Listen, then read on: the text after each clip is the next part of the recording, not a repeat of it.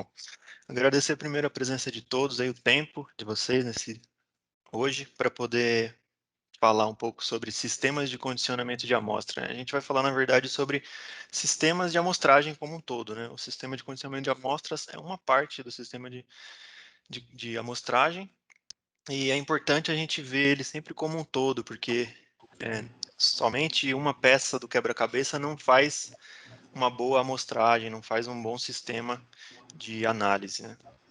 Aqui a agenda, a gente vai falar um pouco sobre instrumentação analítica, o que é, e alguns desses componentes que compõem o todo de um sistema de amostragem, né? Um sistema de amostragem, um sistema de analítica, no modo geral. Falando sobre instrumentação analítica, né? Qual a diferença da instrumentação analítica para a instrumentação de processo? A instrumentação de processo, ela está preocupada com os estados físicos do processo. Então, a gente mede pressão, vazão, o nível de um tanque, a temperatura do fluido que está no meu processo. Então, ele está ligado a instrumentos que estão dedicados a essas medições. Então, pressão, eu tenho um manômetro, para vazão eu tenho um rotâmetro, um medidor de vazão. Nível, tem um medidor de nível, um visor de nível, temperatura, termômetro, assim por diante. A instrumentação analítica, ela está mais preocupada com a qualidade do processo, com o que está sendo produzido, né? Ela, apesar de ser relacionada aos parâmetros físicos, ela está medindo os parâmetros analíticos, que a gente chama, que são concentração, composição química. Então, como exemplo, a gente pode pensar água salgada, né? Quanto de sal tem na água? A instrumentação analítica vai medir quanto de sal tem naquela água. Não está preocupada qual que é a pressão que está, em que vazão tá fluindo. Ou então a composição química. Eu tenho um composto químico que é o meu produto final, uma tinta, vamos dizer assim. Quanto de solvente tem na minha tinta? Quanto de produtos hidrocarbonetos tem na minha tinta? É isso que a instrumentação analítica está preocupada. Para exemplificar melhor isso, né, a gente traz sempre essa imagem que já é mais do que conhecida, que é uma representação simplificada de uma torre de fracionamento, né, uma torre de destilação. Vamos dizer que é de uma refinaria, algo assim. Isso é um exemplo bem simplificado, tá, pessoal? É claro que isso aqui tem muito mais etapas, é muito mais complexo do que simplesmente isso que está demonstrado aqui, né? Mas, de uma forma geral, a visão que a gente tem de uma torre de fracionamento é assim. Quanto mais para cima da torre, mais leves são os compostos que estão sendo destilados ali, e tende a ser gás, por exemplo, né? Então, ela funciona nas partes mais inferiores, tem temperaturas maiores, portanto, os produtos estão na sua forma vaporizada, e conforme vai subindo, essa temperatura vai caindo, e cada composto entra em sua fase liquefeita em determinadas temperaturas. E aí, o que faz essa separação, né? Esse que é a base desse processo. Então, vamos imaginar que a gente tá querendo medir o CO8, a gasolina que está sendo produzida nessa torre de destilação. O óleo cru passa por um forno, né, que é controlado. Esse forno controla a temperatura, qual a vazão esse óleo cru está passando por esse forno, e isso aí entra em ebulição. Parte dele evapora, e a parte que não evapora fica aqui para baixo, que são as partes sólidas do óleo cru que ficam aqui para baixo.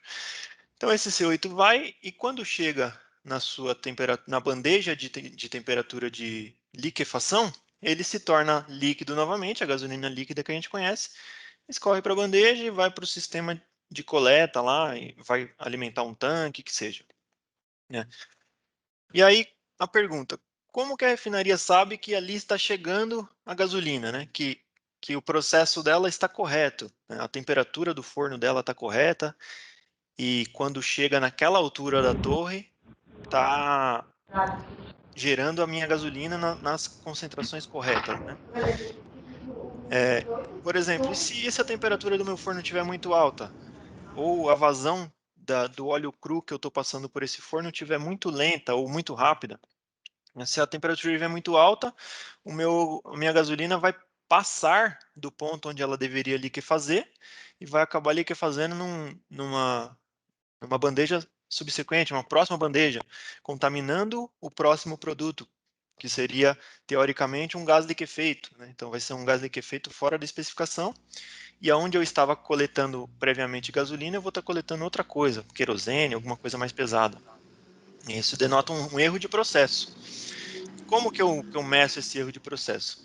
É aí que entra as minhas linhas de analisadores, né? Os analisadores, eles medem ponto a ponto para verificar as concentrações, quais os produtos estão em cada stream, cada linha dessa, que é para assegurar que eu estou produzindo um material dentro da minha spec, da spec do meu produto final que eu quero vender, ou do meu subproduto, né, que vai para a próxima etapa. E não esteja desperdiçando, né, um possível lucro de um produto que seja mais caro, talvez um produto que seja mais caro aqui de baixo, eu esteja produzindo ele numa especificação fora do padrão. E eu vou ter que jogar toda aquela produção fora ou retrabalhar aquela produção, que gera um custo para mim.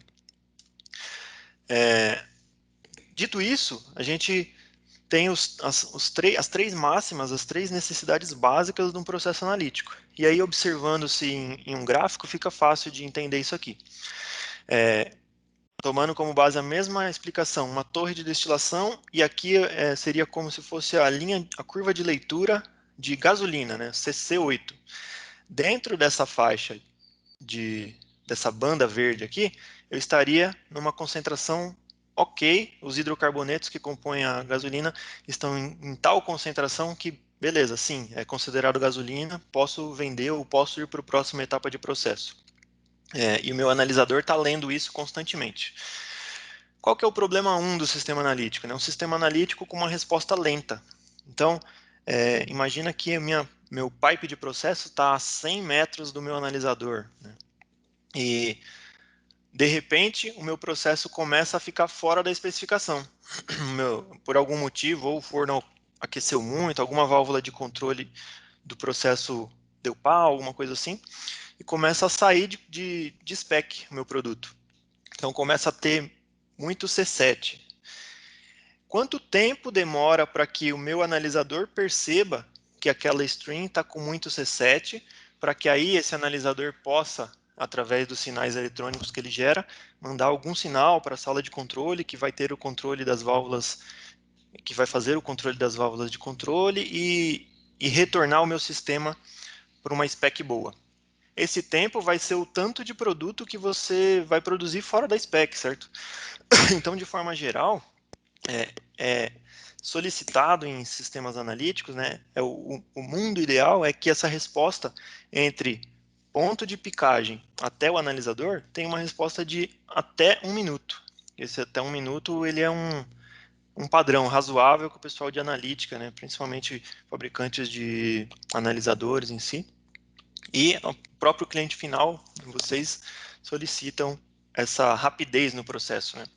Então, a primeira máxima é: preciso que esse meu sistema seja rápido.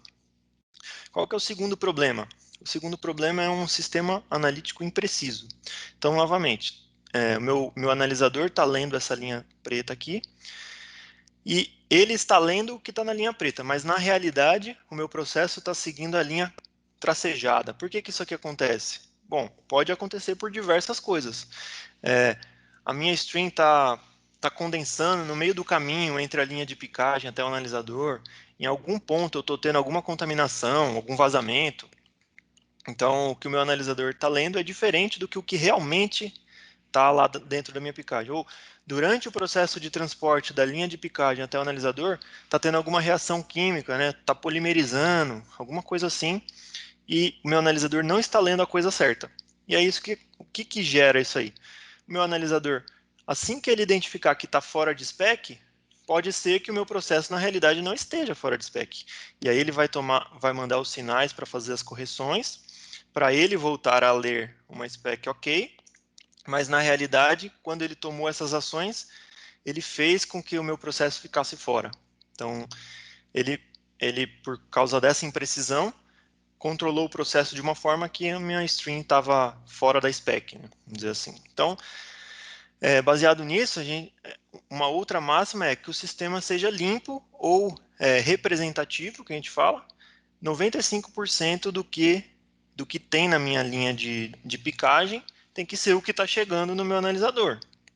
E isso também envolve o tempo, há quanto tempo ele está ficando nessa linha para poder, na linha de picagem até a linha do analisador. E o terceiro problema é uma amostra compatível.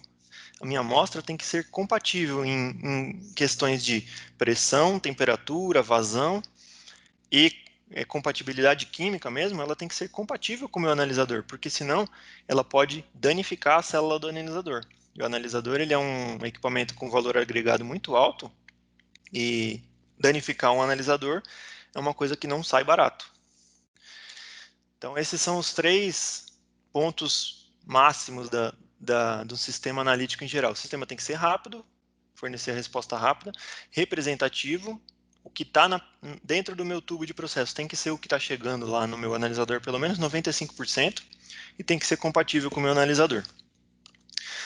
Então, tendo essa visão geral, vou passar ponto a ponto aqui agora um sistema de amostragem, como se fosse um sistema completo.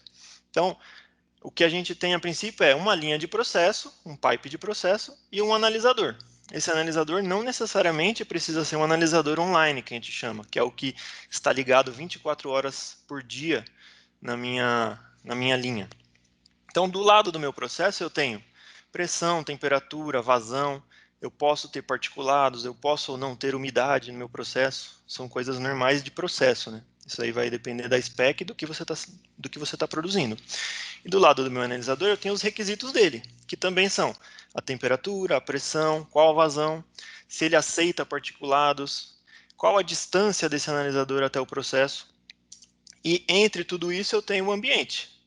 Quando a gente está falando de analisador online, o principal influenciador do ambiente é a temperatura e, obviamente, a distância, né? Quanto mais longe, mais lento eu vou ter uma leitura do meu processo, e aí isso acarreta diversos outros problemas, né? E aí a gente volta nas mesmas coisas.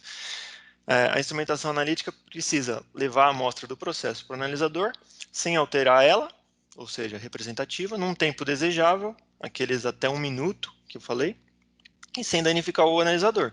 Se eu estiver mostrando gás, a amostra tem que chegar lá no meu analisador gás. Se eu estiver mostrando líquido, a amostra não pode vaporizar e chegar lá um pouco de gás ou com bolha.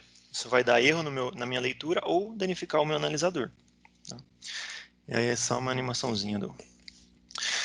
E aí, sistemas de amostragem. O mais simplista possível seria isso. Seria um pipe de processo, uma válvula e alguma forma de interligar essa válvula com uma garrafa, um cilindro, né? Isso aqui é o mais simples que existe. Isso aqui é feito. Muitas vezes a gente sabe que o pessoal não faz um painel, simplesmente tem uma válvula ali na picagem e faz a amostragem ali mesmo, né? Só que isso pode gerar problemas, né?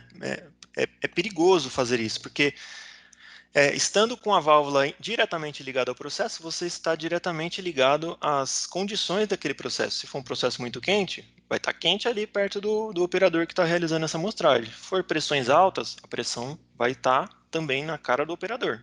Então, muitas vezes, ou o que é aconselhável a se fazer é que, numa situação dessa, exista um painel de amostragem que tenha pelo menos algumas válvulas e uma operação segura para que o operador possa fazer a coleta de forma segura, sem botar nem a planta e nem ele em risco, né?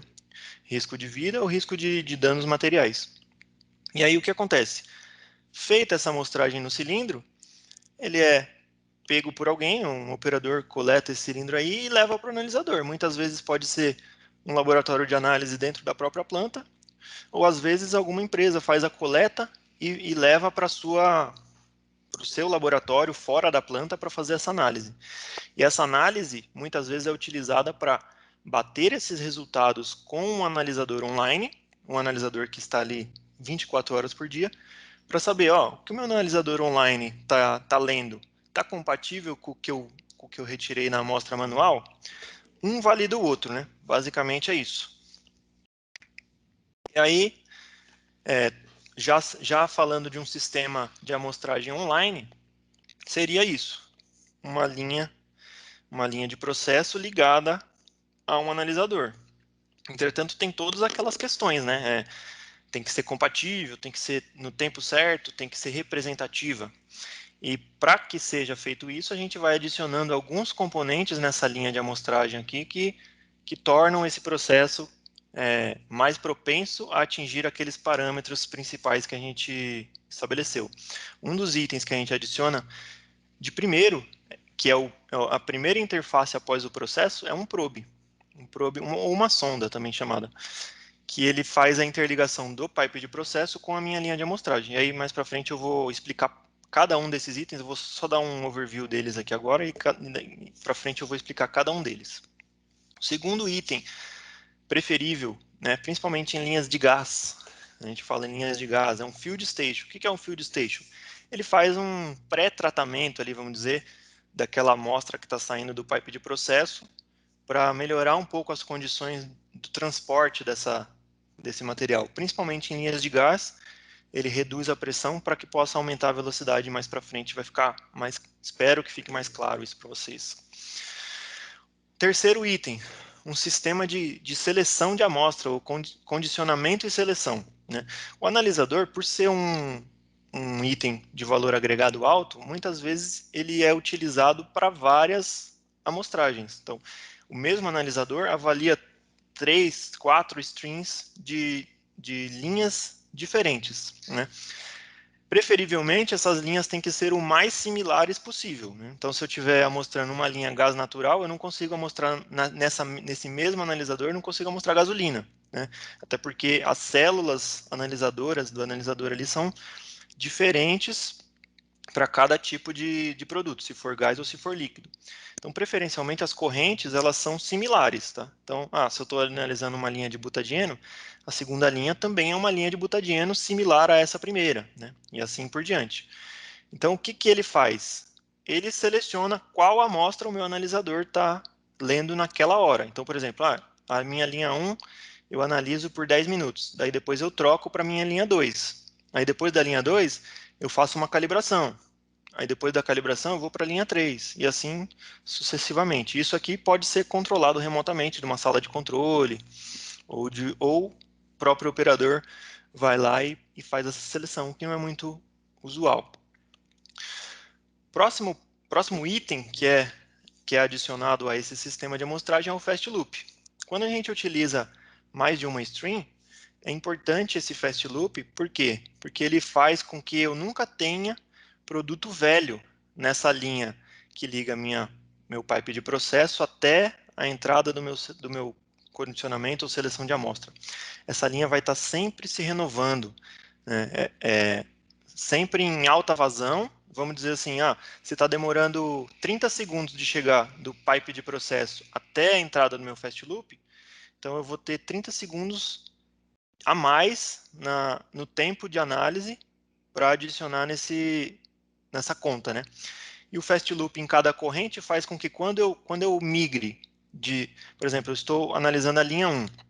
Quando eu migre da linha 1 para a linha 2, o início da análise da linha 2 já está um produto, vamos dizer assim, 30 segundos novo, né? Então, a intenção do Fast Loop é sempre eu ter uma amostra nova, renovada na linha que liga o meu processo até o meu condicionamento de amostras. E aí, posteriormente a isso, o analisador também existe uma linha de descarte e exaustão que muitas vezes não pode ser descartado de qualquer forma. E muitas vezes essa linha de descarte e exaustão pode ser ligada até no meu fast loop para fazer o retorno dessa amostra para dentro da minha linha de processo novamente. E além disso, existem alguns outros equipamentos como distribuidor de ar para poder pilotar as válvulas, eu distribuir todas as linhas pneumáticas possíveis para o meu analisador, né? O analisador muitas vezes tem muitas válvulas pneumáticas lá dentro, e esse distribuidor também pode trazer essa linha de utilidades para o meu painel de condicionamento e seleção de amostra. Geralmente, o painel de condicionamento, o fast loop e o analisador estão bem próximos. Tá? O fast loop fica do lado externo do painel de condicionamento, o painel de condicionamento fica externo ao shelter, e o shelter é onde está dentro o analisador. Isso aqui são distâncias bem curtas entre um e o outro. A maior distância estaria entre o field station e o fast loop. E agora eu vou detalhar um pouco cada um desses pontos em amarelo aqui, o porquê usar e qual a vantagem deles, né? Primeiro vamos começar pelo probe. Por que utilizar um probe, né? O probe ele ajuda em todos aqueles pontos das máximas de um sistema de amostragem, né? Se você tiver uma string que tem certa quantidade de particulado, o que acontece com esse particulado quando está em alta velocidade na linha de processo quando você abre uma certa vazão da linha de picagem, esse particulado pode acabar sendo sugado para a sua linha de análise e acabar caindo lá dentro do meu analisador. Isso não é querido, né, pelo analisador. Particulado não é compatível com o analisador. Então a gente utiliza um probe, por quê?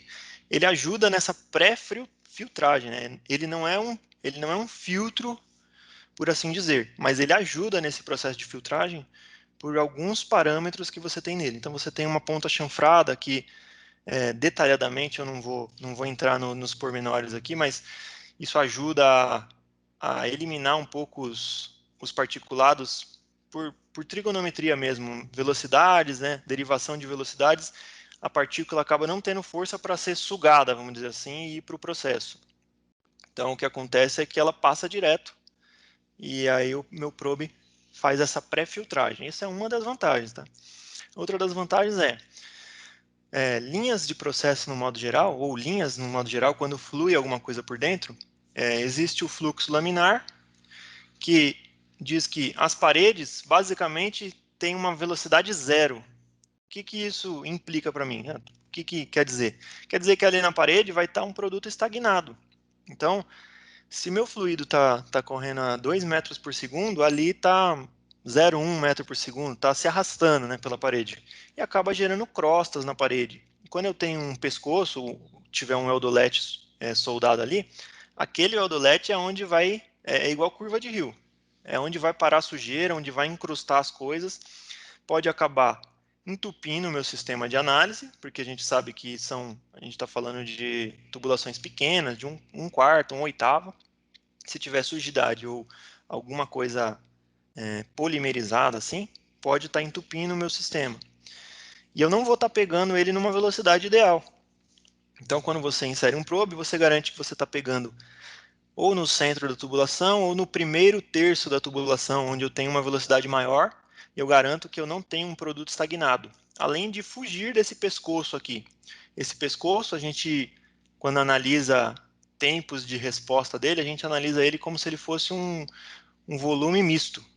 Então, quando a gente fala de um volume misto, eu preciso de no mínimo 3 vezes de limpeza desse volume, ou seja, se eu calcular que esse pescoço tem 1 litro, eu preciso passar 3 vezes 1 litro para eu garantir que tem uma amostra nova, ou pelo menos 95% renovada, né, vamos dizer assim.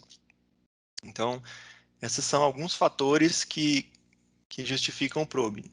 Claro, esse probe ele tem que ser calculado, né? Não, eu não consigo utilizar um probe em qualquer tubulação. Então, preferencialmente, tubulações acima de 4 polegadas, até pelo tamanho físico mesmo, né? Se eu colocasse um probe numa tubulação muito pequena, eu acabaria restringindo a vazão dessa linha principal, o que não é o que a gente quer, né? A gente quer analisar interferindo o mínimo possível no meu processo. E baseado muito na velocidade. Dependendo da velocidade da minha linha, eu tenho que escolher um probe mais robusto ou mais maleável. Mas isso daí são cálculos que, no momento da solicitação, a gente pede para vocês informarem que a gente pode ajudar isso aí, vocês com isso aí. E aqui está alguns exemplos, né? Existem probes retráteis, que você consegue retirar a sonda de dentro da tubulação sem parar o processo. E existem as probes fixas, probes soldadas, geralmente terminações flangeadas, que ficam 100% do tempo no processo. Se eu precisar ver se esse probe está desgastado ou se ainda está lá, se não foi bem calculado, pode haver um rompimento desse probe por vibrações, etc. Eu tenho que parar o meu processo, né, parar o fluxo da linha principal, desmontar tudo, tirar esse probe para ver como é que ele está. E existe o probe retrátil que apesar de ser muito útil, ele tem algumas restrições, como vazão máxima. Ele é muito mais longo, então precisa de tubulações muito maiores. Então, geralmente, ele é utilizado em linhas de água com baixa vazão.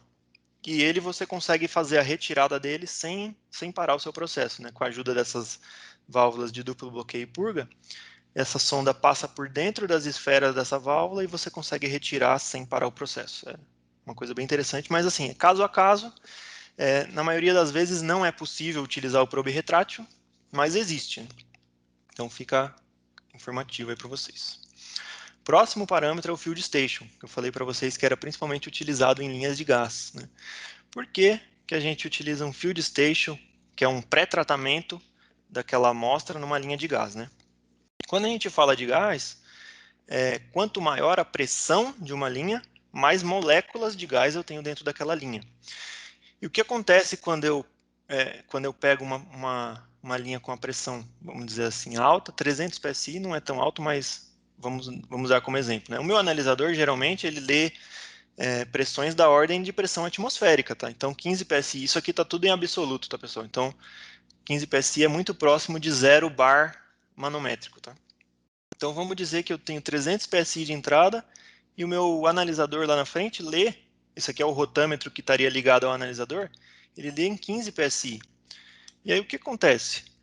A lentidão com que eu transporto esse gás por essa linha é muito alta, porque o meu analisador lê poucas partículas e eu tenho muitas partículas aqui na linha principal para chegar até esse analisador.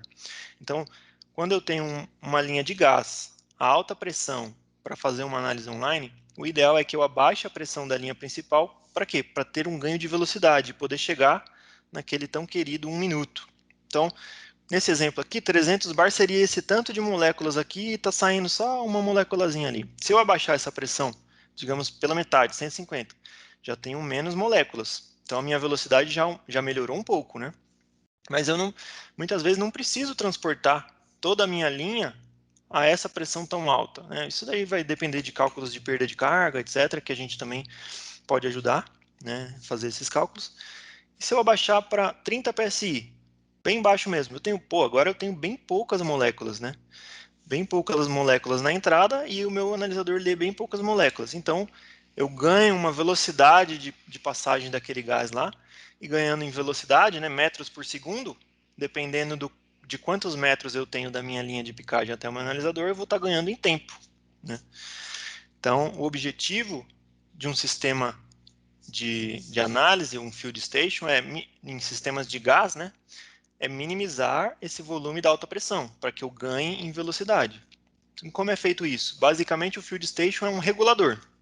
Logo após o meu probe, eu coloco um regulador de pressão que já baixa essa pressão para o mínimo necessário para vencer a minha perda de carga até o analisador, né? Vamos dizer assim. Então, nesse caso aqui, logo após o probe, eu coloco um regulador, que seria o field station, né? Aqui está representado só como um regulador, mas tem uns slides que mostram o que mais ele tem. Baixa a pressão, e aí, nessa linha que seria a maior, vamos dizer assim, se o meu field station está montado logo em cima do meu probe, é um trecho de tubo praticamente nulo, e aí logo após o field station, até a minha casa de gases pode ter 30, 100 metros que seja. Então eu ganho essa velocidade para poder melhorar a performance do meu sistema. E aí o field station estava representado só como um regulador, mas ele pode ter diversas funções ali, né? Então pode ter um termômetro, pode ter filtros, se for o caso. E aí a Swagelok modularizou isso, né? Botou num sistema modular que pode ser configurado com as diversas necessidades que vocês têm. Então você pode regular, você pode querer para com um regulador de maior pressão, né? Que a gente utiliza reguladores pistão. Você pode querer que tenha um filtro separador de umidade já logo após a saída do seu probe. Você pode querer que tenha um filtro coalescente, né? Além de separar a umidade, separa a umidade e separa algum particulado também, válvulas de alívio, etc. É totalmente configurável e totalmente da forma que vocês necessitarem, né? Que o seu sistema, de acordo com os problemas que vocês relatem ou com o projeto que foi estabelecido, a gente pode ajudar a melhor selecionar um desse. Mas de forma geral, se não for necessário algo tão robusto assim, um simples regulador logo após o probe já serve como um field station também. Já podemos chamar assim, né? E aí, a outra parte, o próximo item seria um fast loop, que é o que eu falei. Se eu tiver mais de uma string, é interessante que esse trecho entre a minha linha de processo até a porta do meu fast loop esteja o mais novo possível naquele sistema, né? Ele está sempre renovando. E aí aqui aparece essa imagenzinha do grab sample, que é o painel de amostragem que a gente discutiu lá no começo.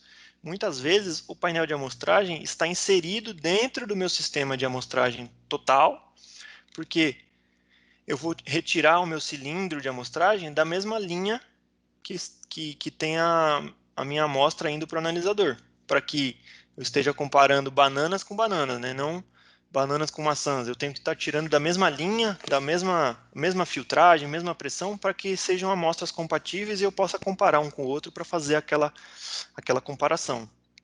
E aí, como é que funciona? Como é que funciona e para que serve o fast loop, né? Quando a gente está falando de linhas líquidas, aquele ganho que eu tenho no fast loop de reduzir a pressão e ganhar a velocidade não ocorre no líquido, porque o líquido não é compressível. Então, quanto mais pressão eu tiver, eu vou ter a mesma quantidade de líquido. Então, o que eu tenho que fazer para ganhar velocidade quando eu estou falando de uma linha de líquido? Eu tenho que fazer com que aquela linha flua mais rápido mesmo. E como fazer isso? Aumentar a vazão do meu rotâmetro. Só que os rotâmetros de analisadores, eles são configurados para ml por minuto, vazões muito baixas. Como fazer para eu transformar uma linha, digamos, 100 metros de tubo de meia da minha picagem até o meu analisador? Digamos que eu fiz o cálculo dessa linha internamente, eu tenho 3 litros de produto lá. Como fazer esses 3 litros de produto se renovar com a vazão do analisador de poucos ml por minuto? Então, coloca-se o fast loop com um rotâmetro de alta vazão, e aí esse rotâmetro vai fazer, se é 3 litros que eu tenho na minha linha, eu vou pegar um rotâmetro que regule 3 litros por minuto. Então eu sei que a cada minuto eu renovei aqueles 3 litros da minha linha. Então a cada minuto eu tenho total certeza que tem uma amostra renovada. E aí também a Swagelok modularizou isso, colocou em um painelzinho que pode ser configurado ao seu bel prazer. E esse painelzinho tem algumas características que ajudam, né? Válvula de bypass, quando você precisar fazer uma manutenção no seu sistema de amostragem, por exemplo, tem que mexer no analisador ou tem que mexer no painel de condicionamento selecionador. Como é que eu faço? Eu tenho que ir lá na minha picagem e fechar a válvula para parar de vir fluido? Não. Você faz o fechamento aqui e não quer dizer que vai parar o processo, né? Muitas vezes eu não posso parar o processo, porque se eu parar, vai incrustar toda a minha linha, vai virar sólido na linha, não posso parar, tem que estar sempre fluindo. Então você tem uma válvula de bypass que continua-se o circuito fluindo, mas sem utilizar toda a instrumentação do painel. Eu tenho filtros autolimpantes, né? Sistema de medição de pressão, de temperatura, se for o caso.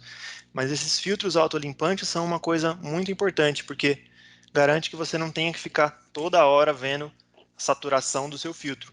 Ele funciona de certa forma que, estando regulada numa vazão coerente com a operação do filtro, ele mesmo se limpa, né? Ele prende certa sujidade e com o tempo essa sujidade vai ganhando volume, peso, peso, peso, até que a própria vazão do sistema faz com que ele se limpe, né? Então é o filtro autolimpante. O ponto principal desse filtro é que precisa ter uma vazão mínima para que essa autolimpeza funcione. Então, basicamente, ele tem uma porta de entrada do processo principal e uma porta de saída da alta vazão. E duas portas que são interligadas para sair uma porta só, que vai para o meu analisador, que é uma porta de baixa vazão, muitas vezes linhas de 1/8 ou até menores, que vão para o meu analisador. Esta linha que vai para o analisador, ela tem a baixa vazão, que é da ordem de ml por minuto. E essa linha do out normal, do out da autolimpeza, é a linha de alta vazão, que é onde eu vou interligar no meu rotâmetro de alta vazão.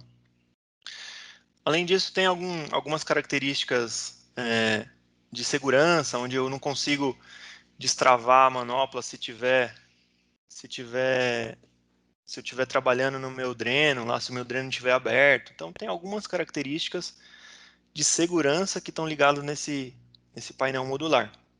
Obviamente, isso aqui é um painel modular que a Swedlock desenvolveu, mas nós temos oficina aqui e pessoal habilitado para que monte de acordo com o projeto que talvez você tenha, né? Talvez você já tenha uma equipe de engenharia e está desenvolvendo um projeto.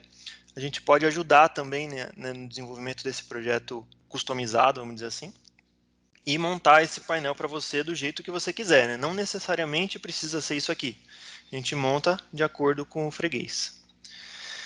E aí, finalmente, o painel de selecionamento e condicionamento, né? O que ele faz? Aquilo que eu já falei, seleciona as diversas possíveis strings que eu esteja analisando e faz, de certa forma, um condicionamento quando necessário. Então, por exemplo, se eu tenho uma linha de líquido e o meu analisador lê gás, muitas vezes, sei lá, etileno, chega líquido, mas eu tenho que vaporizar esse líquido para que o meu analisador leia, porque a célula do meu analisador só lê vapor, só lê gás. Então é aqui dentro desse sistema de condicionamento de amostra que eu tenho, por exemplo, um regulador vaporizador, né, que faz a vaporização, mantém tudo quente ali para não haver condensado e ter uma leitura correta, né? E aí a Swedlock monta também painéis convencionais, onde a gente tem válvulas esfera, 3 vias, atuadores, válvulas de alívio, manômetros, toda essa linha de instrumentação, né? E isso tem um certo tamanho, né? Tem um footprint grande ali na sua fábrica. São painéis grandes, muitas vezes com essa tecnologia os shelters vêm reduzindo cada vez mais de tamanho, né? E espaço tem sido um problema. Então, pensando nisso e com a ajuda da NESSE, que é uma instituição internacional de miniaturização, a Swedlock também desenvolveu, além dos produtos normais que podem ser utilizados, né, que são os componentes normais, válvulas 3 vias, etc., desenvolveu também alguns componentes miniatura. E eles podem ser todos montados em plataforma modular e reduzem bastante o tamanho, né, a marca que esse painel deixa na sua planta, né? Para você ter um efeito de comparação, digamos que esses dois estejam em escala, né? Esse seria o tamanho de um painel convencional, com válvulas, um painel selecionador com válvulas em módulo cascata, que a gente chama. Não vou me aprofundar nisso. Então tem válvulas esfera, 3 vias, atuadas por um atuador pneumático, tem regulador, válvula de alívio, etc. Válvulas micrométricas, reguladoras de vazão, e esse é o tamanho dele. E a mesma função desse painel é realizada por um painel deste tamanho aqui. Todos os componentes que tem na esquerda, tem na direita, mas de forma miniaturizada. Isso aqui também ajuda na questão de tempo, né? Imagina todos esses trechos de tubos, apesar de serem pequenos, eles contribuem com o tempo que demora para a minha amostra chegar no analisador, né? E eles, sendo tudo miniaturizado assim, em plataformas modulares, contribuem com o tempo que você demora para passar pelo seu painel de condicionamento. Além de facilitar muito a manutenção, né? Se você for dar manutenção num painel convencional, existem algumas dificuldades, como preciso desmontar essa válvula 3 vias que está dando passagem, ou o meu atuador está com problema. Eu tenho que desmontar, muitas vezes seu sistema não vai ter uma forma de estar utilizando só uma linha, vai ter que parar o sistema como um todo, fazer a manutenção, que muitas vezes não foi pensado de forma a ser fácil a manutenção, né? Muitas vezes você pode estar, quando você desmonta, você pode estar derrubando um pouco do seu líquido de amostragem em cima de algum componente, né? Dentro do próprio painel pode estar causando corrosão, isso aí traz diversos problemas. O componente montado em plataforma MPC, que a gente chama, que é modular, toda a montagem e desmontagem dele e trabalho de manutenção, ele é feito por cima mesmo, com parafusos. Você quer soltar o regulador?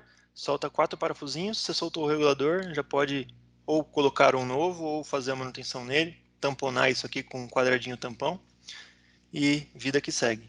Como é que funciona, por exemplo? Pô, você troca 2 válvulas 3 vias acionada por atuador, você troca por um bloquinho desse, sim, o sistema modular, esse bloco aqui da esquerda, ele equivale a duas válvulas de bloqueio e uma de purga, que é exatamente esse bloco da esquerda, ele equivaleria a esse quadradinho pontilhado, um desses quadradinhos pontilhados, né? Então são duas válvulas de bloqueio e uma de vente. E aí como é que funciona? Estando fechado, as duas válvulas de bloqueio são representadas pelas duas portas, e a válvula de vente é a válvula central. Quando eu tenho o meu líquido entrando e abro a minha válvula, ele atua o pistãozinho e abre as duas portas. Então seria como se eu tivesse duas válvulas esferas abertas.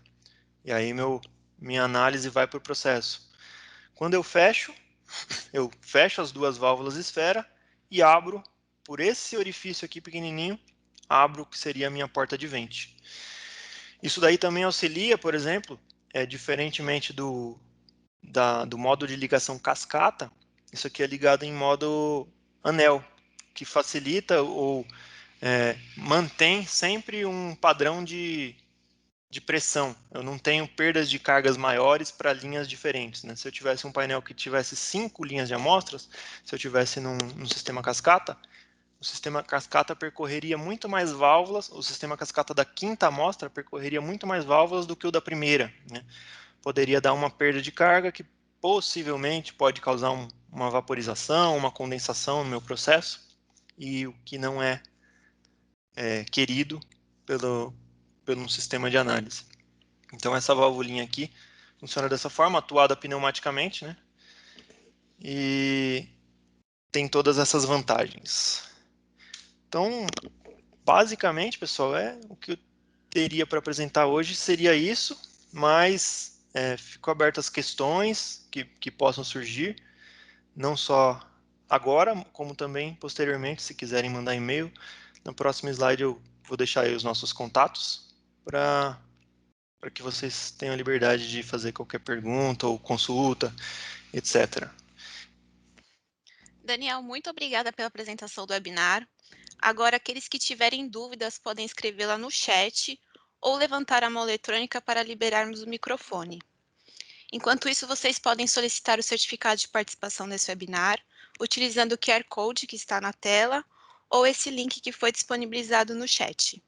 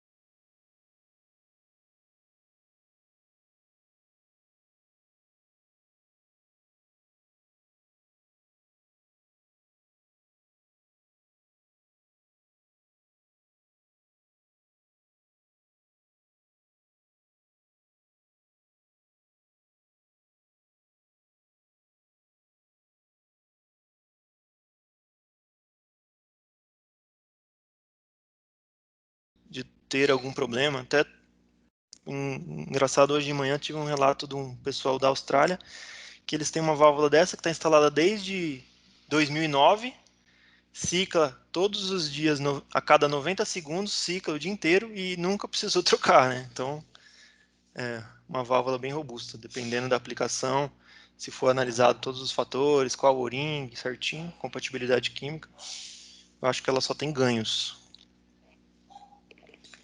Não sei se isso respondeu a pergunta também. Respondeu sim, muito obrigada. Perfeito. Agora a gente tem uma pergunta do Vitor Silva. Vitor, você quer abrir o seu microfone? Bom dia. Primeiro, eu queria parabenizar aí o Daniel pela apresentação, achei muito boa. E o que eu queria perguntar é que, na verdade, eu sei que vocês têm um trabalho, principalmente para quem é da área de refino, óleo e gás, tem como referência um cara chamado Tony Waters para a parte de analítica, né? O cara que tem até um livro, eu sei que ele já fez um treinamento no Brasil. E só para confirmar mesmo, esse trabalho que vocês desenvolvem com essa parte de inspeção na parte analítica, condicionamento de amostras, isso tudo tem a supervisão dele, né? Isso mesmo. Quando a gente faz qualquer trabalho de inspeção que a gente vai fazer nessa área de analítica, a gente tem o acompanhamento dele, né? Não necessariamente, agora ele já está bem velhinho, né? Já está com quase 100 anos, sei lá.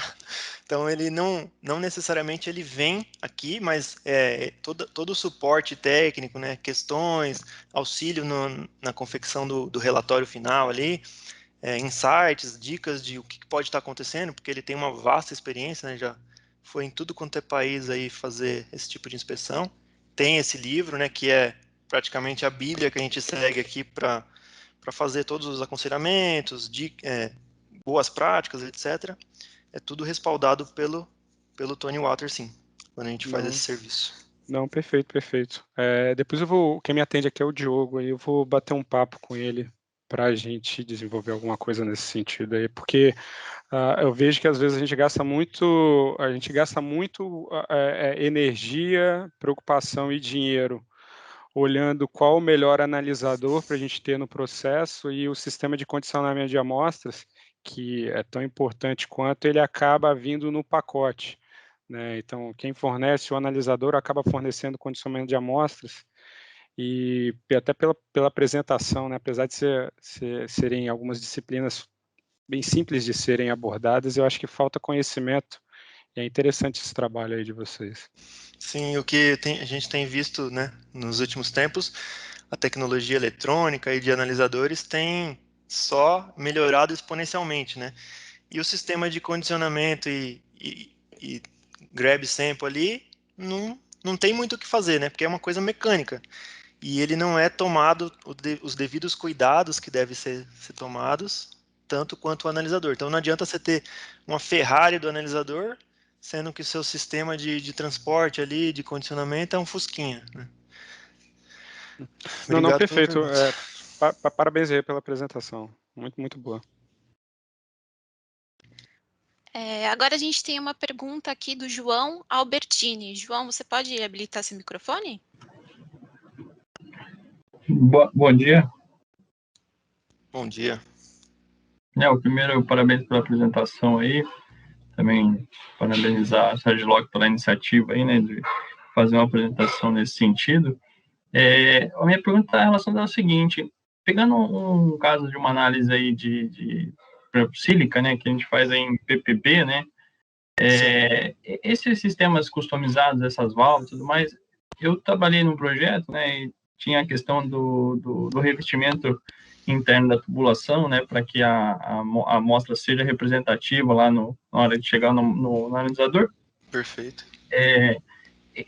Essas questões customizadas, né, esses produtos customizados, eles também possuem esse tratamento? É possível, né, disponibilizar esses equipamentos, essas válvulas, né, com esses tratamentos internos para que eles não absorvam, né, a análise do processo ali, né? É possível isso? Sim, é possível. Todos os sistemas, todos os equipamentos que usualmente são colocados em sistemas de análise, né, em condicionamento de amostra, até esses próprios produtos modulares ali, todos eles, a Swedlock dispõe eles com tratamento sulfinerte, né? Tanto sulfinerte, existe um outro tratamento que chama Dursan também, dependendo do tipo de string que você está analisando, você escolhe um ou outro, né? Basicamente, quando você precisa muito disso quando está analisando amostras polares, né? Tipo H2S, que absorve em paredes metálicas. Aí essa proteção é bem interessante, exatamente para ativar aquela questão de compatibilidade, né? Mas sim, a gente oferece tanto válvulas, tubulação, todos os componentes, até a interligação com o analisador, é possível sim fornecer eles com revestimento, sem problema. Tá, só complementando, também a parte, essas válvulas reduzidas que foram desenvolvidas aí, também vocês têm elas. Sim. Possui, todas elas, tanto o material padrão quanto o material miniatura ali, a gente possui com ou sem revestimento, diversos tipos de vedação, né? Também para ser compatível com uma vasta variedade de processos aí. Beleza. Muito obrigado aí, valeu. Beleza. Bom, acredito que a gente não tenha mais nenhuma dúvida. Então, nós podemos partir para os agradecimentos. Daniel, você pode começar? Se tiver alguma dúvida, né, gente, pessoal, o e-mail está na tela aí. Não se acanhe, pode mandar e-mail com pergunta, com dúvida, com solicitação também. Se for alguma solicitação, é o que eu digo. Se eu não souber, eu consigo saber quem sabe.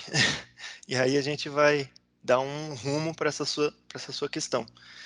Queria novamente agradecer o tempo de todo mundo, né? E espero que eu tenha agregado valor, agregado conhecimento aí para todos, de uma forma não tão chata. Eu sei que esse assunto não é muito fácil, mas vamos ver se agradou o pessoal aí. Então, obrigado. Nilson? Bom, bom dia a todos. Gostaria só de agradecer a presença de todo mundo e me colocar à disposição para estar agregando, contribuindo, trocando conhecimentos aí com vocês e dando o suporte necessário. E lembrar que semana que vem vamos dar continuidade nessa linha desse assunto, né, que é um sistema de coleta de amostras. Então, só para complementar aí essa apresentação de hoje também. E só destacar que semana que vem vai ser focado em painéis de amostragem mesmo. A gente vai ir totalmente para o mundo de análise offline, que a gente chama, que seria aquela coleta de cilindros que eu mencionei no começo. Então é tudo em cima daquilo, porque apesar de parecer simples, tem todas as suas peculiaridades, coisas certas e melhores a serem feitas. É isso aí, pessoal. Perfeito, pessoal. Agradeço a presença de vocês, agradeço a apresentação do Daniel. Para quem não pediu o certificado ainda, não esqueça de solicitá-lo. Ele está chegando automaticamente por e-mail para vocês. E nós nos vemos na semana que vem com o webinar de sistemas de coleta de amostras. Um bom dia a todos.